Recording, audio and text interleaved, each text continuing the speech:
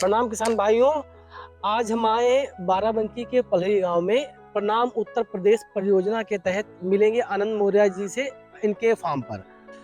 आज हम जानेंगे आनंद जी से कि जायद की फसलों में कौन कौन सी फसल करते हैं ये, और उसमें कितनी लगभग लागत लगती है और कैसा उत्पादन रहता है। तो सर, थोड़ा जायद की फसलों के बारे में आप बताएं और हमारे दर्शकों को उससे अवगत कराएं। बहुत अच्छा सवाल है आपका। जायद की फसलों में अगर दालों में हम देखें तो उड़द जी की फसल ली जाती है।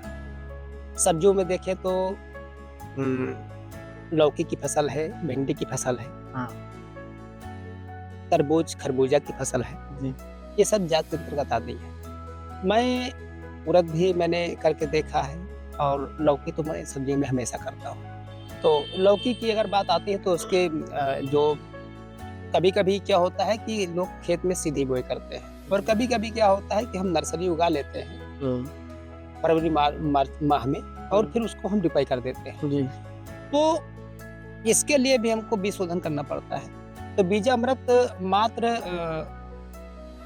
40 से 50 रुपए लागत में हमारा बीजामृत तैयार हो जाता है और 1 एकड़ की जो बीज होता है लौकी का शोधित करके और लौकी की रोपाई कर देते हैं। बिल्कुल। रोपाई करते समय ये ध्यान रखना होता है कि घन जीवामृत का उपयोग करते हैं और उसको हम खेत की जो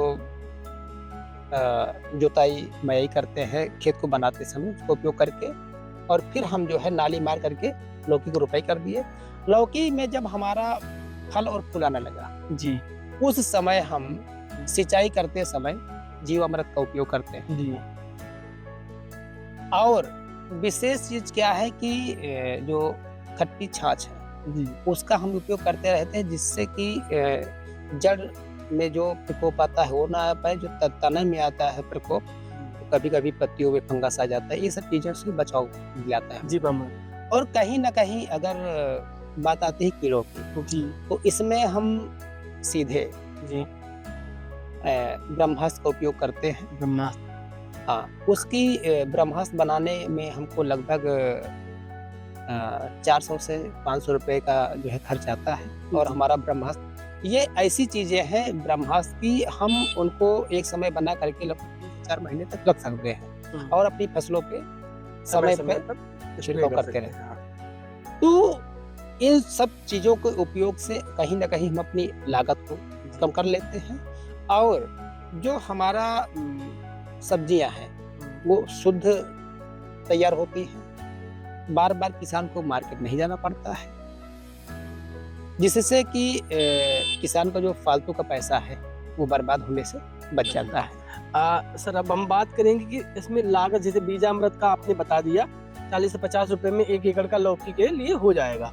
उसके बाद घन जीवामृत की बात करते हैं, उसमें कितना खर्चा आ जाता होगा लगभग लौकी जब लगाएंगे? 4 से 500 रुपए 1 एकड़ की में। लागत आती है जी। और हमारा घन जीवामृत बन के तैयार हो जाता है। और जीवामृत की जो बात कर रहे थे जीवामृत भी यही लगभग 4 से 500 रुपए आता है 1 एकड़ में। 1 एकड़ में। अच्छा, कितनी बार लगभग स्प्रे करते हैं अपन?